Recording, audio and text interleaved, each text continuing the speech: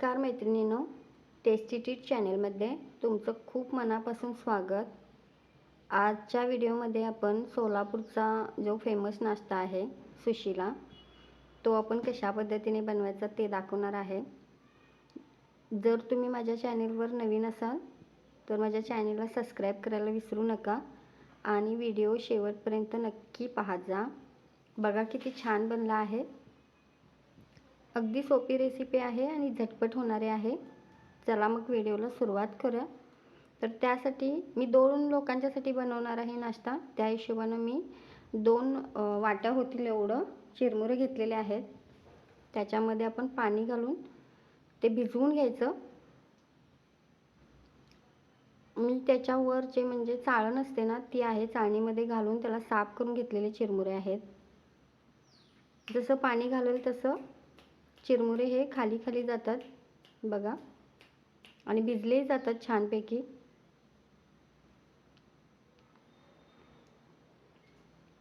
तर बघा भिजवून झालेले आहेत। जे पाणी आहे ते आपण साईडला आता ओतून घेऊया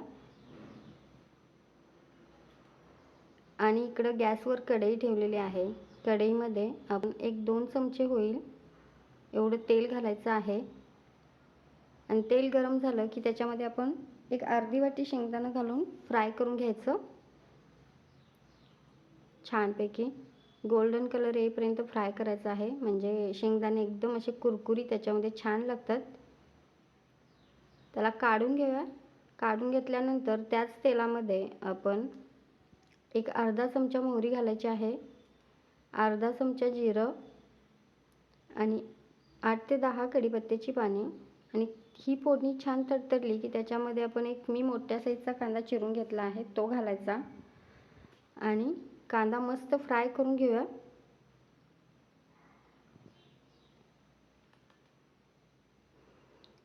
कांदा परतल्यानंतर मी 2 हिरव्या मिरच्या घातलेल्या आहेत। तिखट तुम्ही तुमच्या इच्छेनुसार घाला, कमी किंवा जास्त। तर झाकण ठेवून 1 मिनिट कांदा छान शिजवून घ्यायचा। हे बघा कांदा आता आपला शिजलेला आहे। तर त्याच्यामध्ये आपण आता 1 पाऊण चमचा हळद घालून घ्यायची।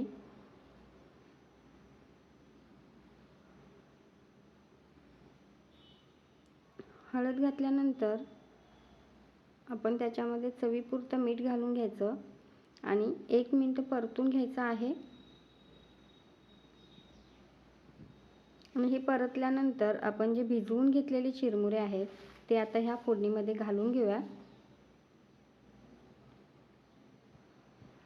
आणि अगदी 1 मिनिट आपण छान परतून घ्यायचं आहे। हे बघा किती छान बनलेले आहेत, चवीला छान लागतं एकदम।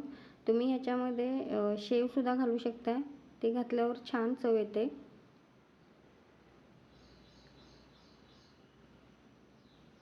तर आपलं आता हे छान परतून झालेलं आहे। तर ह्याच्यावर आपण आता जे तळून घेतलेले शेंगदाणे आहेत ते घालून घ्यायचे। मी थोडेसे शेंगदाणे ठेवलेले आहेत नंतरनं गार्निशिंगसाठी।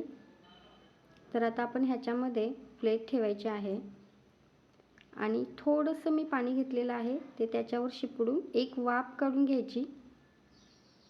तर आता आपलं सुशिला तयार आहे। तर आपण प्लेट लावून घेऊया। तर बघा किती छान बनले आहेत। तर तुम्हाला हा व्हिडिओ कसा वाटला ते कमेंटमध्ये नक्की सांगा। चॅनेलला सबस्क्राईब करायला विसरू नका। व्हिडिओ शेवटपर्यंत नक्की पहा।